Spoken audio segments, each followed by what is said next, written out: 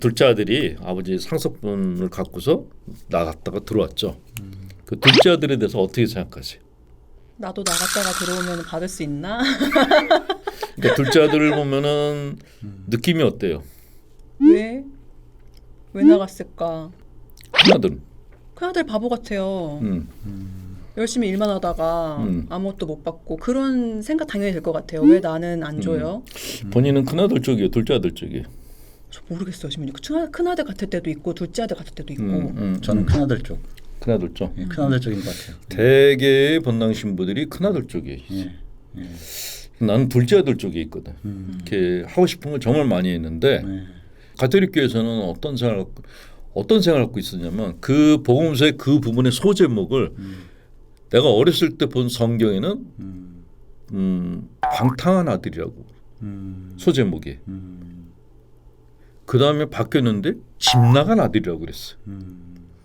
그리고 어느 날 보니까 그냥 둘째 아들이라고 표현이 돼 있는 거예요.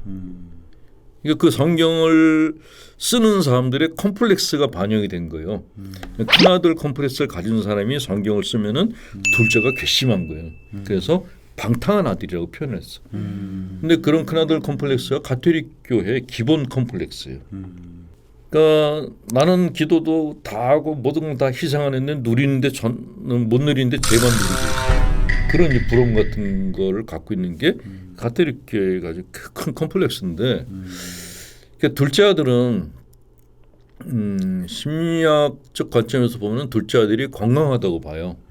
왜냐하면 얘는 일단은 자기 몫을 달라 그래가지고 자기 삶을 살았어. 근데 처음에는 막 즐기다가 바닥으로 굴러떨어졌어.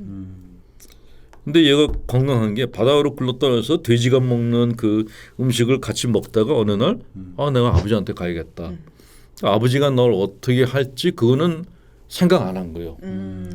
아예 생각도 안 하고 그냥 아버지 집에 가야겠다라고. 아버지 집에 갔더니 아버지가 그냥 둘째 아들을 갖다 너무너무 반겨준 거예요. 그 내용이 굉장히 중요해요. 이렇게 구원의 기준이 뭘까요? 죄 안 짓는 거? 하나님 마음에 들게 사는 것? 아니라는 거예요. 하나님께 돌아가는 것 그것뿐이라는 거예요. 그러니까 내가 죄 많은 상태, 그러니까 뭐 둘째 아들이 이렇게 뭐 성격이 좋아지거나 그런 것도 아니고 그냥 내가 아버지 집에 가야 되는구나 생각해서 돌아간 그게 그냥 구원의 조건이었던 거예요. 근데 가톨릭 교회는 굉장히 많은 조건을 걸어놔. 목록을 무지하게 많이 걸었어요. 개신교는 더 심해. 근데 그런 것들이 사실은 그게 더 반복음적인 게 아니냐. 그러니까 예수님은 당신을 당신을 바라보기만 원하는 거예요. 당신을 버리지 않길 원하는 거죠. 그래서 예전에 프랑스 예수 신부님인가 루이 에블리라는 신부님이 쓴 책이 사람에게 기도하는 하나님이라는 책. 사람에게 기도하는 하느님. 하나님께 기도하는 사람이 아니고 하나님께 기도하는 사람이라는 관점은 가톨릭 교회의 어떤 전통적 관점인데 그분은 반대로 했어. 사람에게 기도하는 하나님이라고. 그러니까 사람이 돌아오기를 하나님이 기도하고 기다리신다고. 나는 그게 맞다고 생각하는 거예요. 하나님은 부모님하고 똑같다는 거지. 자식이 밖에 나가면은 걱정해. 그 자식이 집에 오기만 기다리는 거예요. 이 자식이 뭐 성공하고 안 하고는 그거는 두 번째고 자식이 병이 안 난 채로 돌아오는 게 제일 기쁘단 말이죠. 건강하게. 그렇죠. 그게 나는 신자분들이 가끔 하나님의 뜻이 뭐냐고 물으면은 난 물어요. 그러면 하나님의 뜻을 왜 물어보냐고 다시 물어봐요. 그러니까 만약에 여러분들이 자식한테 바라는 게 있다면 뭘 바라겠냐고. 그 자식이 건강이래요. 행복이래. 똑같다고. 근데 왜 하나님의 뜻 그러면서 이게 사람과는 다른 것처럼 왜 그렇게 생각을 할까? 그게 이제 어떻게 보면 이게 가톨릭 신학자들이 그런 걸 주입시켰다는 거죠. 하나님은 어려운 분이고 우리는 여기 있어야 되고 그런 거리감을 갖다 만드는 그게 우리의 문제가 아닌가 하는 생각이 들고 그래서 지금의 이제 신학이 해야 될 일은 하나님과 우리의 거리를 줄이는 거. 정말 인격적인 만남이란 뭐냐면은 제가 친한 친구를 만났어요. 그게 인격적 만남일까요? 표현을 한다면 친한 그럼 표현 안 쓰죠. 그냥 그냥 같이 노는 거죠. 그냥 만나서 무슨 어울리는 인격적 거야. 만남이야. 그냥 보고 싶은 거야. 네. 믿음이라는 건 뭐냐면은 믿음은 뭘 전제로 돼야 되냐면 보고 싶어야 돼. 보고 싶지 않은데 강제로 가. 그건 아닌 거죠. 그러니까 신앙의 첫 번째 전제 요건은 내가 하나님을 보고 싶어야 돼. 근데 내가 하나님을 보고 싶으려면 하나님이 뭘 해야 될까요? 당신이 우리한테 잘해야 돼. 결혼했어요? 아니요. 안 했어요? 남자친구? 없어요. 남자친구가 보고 싶으려면은 내가 남자친구를 보고 싶어 하려면은 남친이 나한테 선물을 계속 주고 난 너밖에 없어라고 얘기를 해줘야 돼. 그래야지 그쵸, 보고 그쵸. 싶겠죠? 남친이 가만히 있으면서 너 왜 날 보고 싶어 하지 않니? 그러면 그건 진짜 더 보고 생뚱맞은 싶죠. 거죠. 그렇죠? 지금 우리가 그러고 있다고요. 아, 그러니까 하느님이나 교회나 신자들한테 뭔가를 줘야 돼요. 가고 싶어야 돼요. 그를 실천하는 본당 신부님들이 계세요. 제가 아는 신부님 중에 한 분이 그 신부님이 어떤 본당을 갔는데 갑자기 신자 수가 막 늘어나기 시작했어. 근처에 있는 신자들이 그 본당에 다 온대. 그 비결이 뭔가 강론을 잘했나? 그 강론이 아니래. 오는 신자들 애들한테 사탕을 다 하나씩 줬네. 그리고 미사 끝나면은 다 손을 다 잡아준대.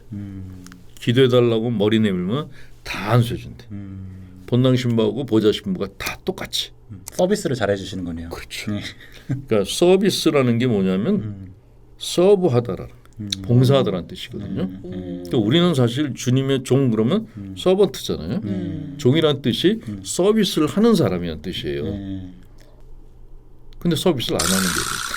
나한테 서비스 해달라고 하지. 날 케어해라. 그러니까 예수님께 예수님은 사실 우리한테 서비스를 하러 온 분이에요. 그 우리를 섬기러 왔다 그랬잖아요. 섬김이라는 게 서비스라는 건데 서비스를 하러 오신 분인데 우리가 그분한테 이분이 서비스 해줬으니까 우리가 몇 배로 서비스를 해야 된다. 그러면은 누가 그런 거래를 하려고 그러겠어요? 안 하지.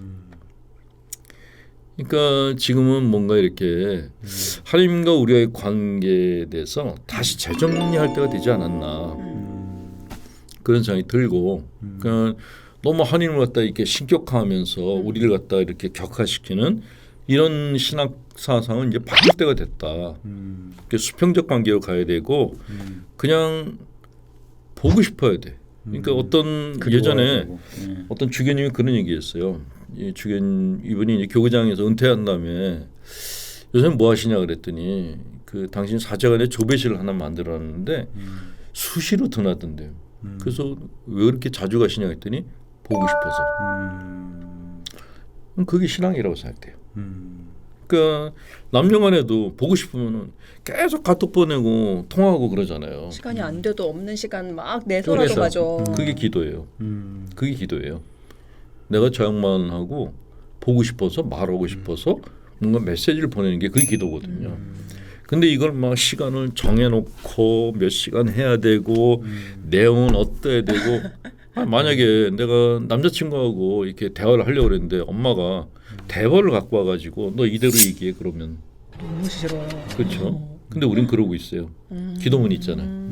성당 들어가면 이거대로 해. 이거를 몇 번 하면은 뭐 어떤 은사를 받아. 그러니까 이 양반하고 대화를 하는 게 아니라 은사를 얻기 위한 조건을 채우려고 이걸 하는 거예요.